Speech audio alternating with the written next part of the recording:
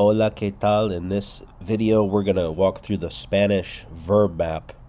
This is part of a project writing here called 80/20.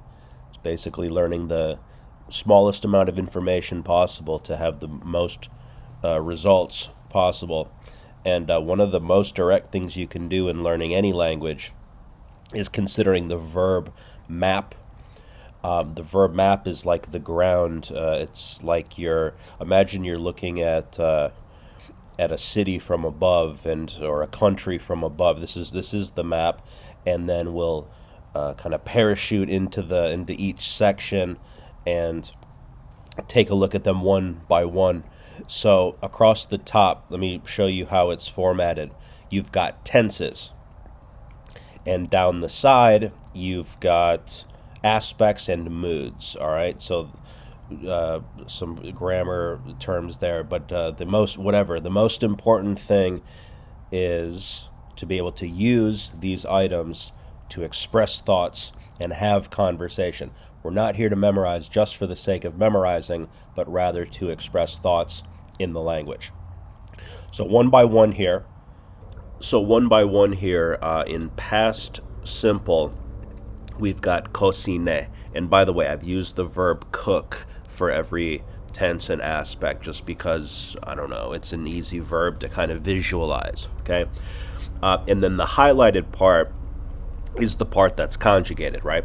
So you could switch out cocine for hablé, which is I spoke, or viajé, I traveled.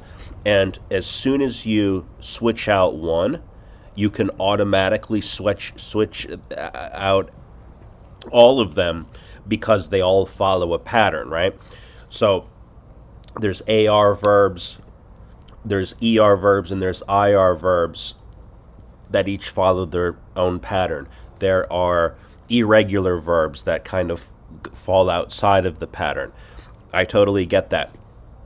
And that's fine. Look, if you have an irregular verb like fui, which means I went, no problem. If it doesn't follow the pattern, oh well. If it does, great. Okay, the idea is to become familiarized with the tense aspect matrix of the language, because that's the whole thing. You are looking at the entire language from above.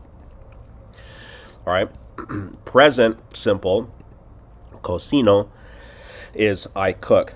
So what I would do is grab a notebook and begin generating ideas that are in the present simple tense. So what's the theme here in time? It's stuff that you do, right? If you cook, say cocino. If you don't cook, say no cocino, right? So everyone falls into one of those two categories. It's either cocino or no cocino. And I could change that to cocinas, which is you cook, right? So we have that option too, right? Change the person, change the verb, change the person within the tense and the aspect, and go back to your journal and teach yourself the language. And then as soon as possible, try it out on someone. Voy a cocinar. What are you going to do today? I'm going to take a sip of tea right now. I'm going to drink tea. Voy a tomar té. If you're going to drink coffee, say voy a tomar café. What would you do? Make a list of everything you would do if you I don't know, could, if something, I don't know. Cocinaría. All right? That's the simple aspect in each tense, okay?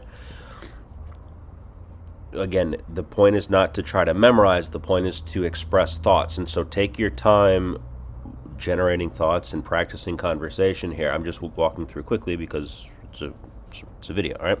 So, estaba cocinando. I was cooking. What were you doing?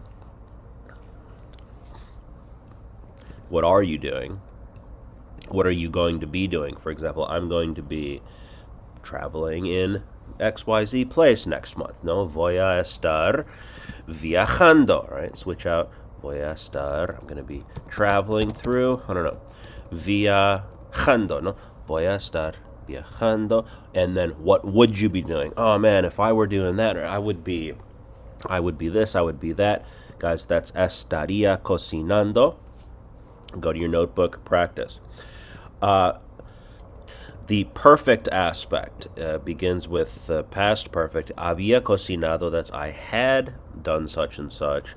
I have, I will have done it, and I would have done it. So what would you have done in that situation? I would have habría, perfect continuous. I had been doing this. I have been doing this. So I've been cooking is he estado cocinando. I've been traveling is he estado viajando. I've been working a lot. He estado trabajando, right? I will have been doing such and such. Habré estado cocinando. And I would have been doing this. Habría estado cocinando. Used to, cocinaba. Now, this is a fun one. If I did this, and if I had done this, that's subjunctive mood, it's called, okay? So if I cooked, if I had cooked, I would, right? Si cocinara or si hubiera cocinado. Now, that works in conjunction with conditional often, because the idea here is what would you do if things were different, all right? Finally, we've got the present tense subjunctive, which has to do with you want that I do something. No, so if you want me to cook dinner, then say quiero que cocines, or quieres que cocine? Do you want me to do this? Do you want me to do that? I hope that you have done this, right? So that's the perfect subjunctive using haya cocinado. Espero que hayas I hope you have learned a lot from this video would be espero que hayas aprendido mucho de este video. You understand? Again, just fleshing this out in a notebook, in writing, and in conversation with people. There's no way around it, and I don't see that there's that much else that you really have to do. I mean, there's a lot you can do in language learning, but you got to be able to do this. No, so personally, it's just a way that I find incredibly effective to teach myself languages and teach others. Imperative mood, guys, that's cocina or no cocines, okay? So that's the verb map. You can hover over it, you can fly above it, and you can land on places. You can think of it as a gym and go to different stations and work out at different machines, working on expressing ideas in time. At the end of the day, what verbs are time markers. I think in Polish, the word for verb, czasownik, like this, it means time, something, time marker, something like that, right? And that's what verbs do. So you're looking to paint pictures in time, and this is your palette, right? So you dip your brush in here, you dip your brush in there, and then you go up to the canvas and you paint a picture in time using these verbs. So practice doing that. Get on it right now. And final thought, if you go to ChatGPT and say, hey, ChatGPT, ask me 5 questions in past simple in Spanish or German or whatever your language you're doing. It'll know what you mean, and it'll generate questions for you. And then you can make questions out of your flashcards or go to your journal and practice writing questions and answers, and of course having conversations with teachers or tutors or friends or neighbors, right? So yeah, ChatGPT, ask me 20 questions in conditional perfect and you practice the art of conversation. All right. What was your biggest takeaway today?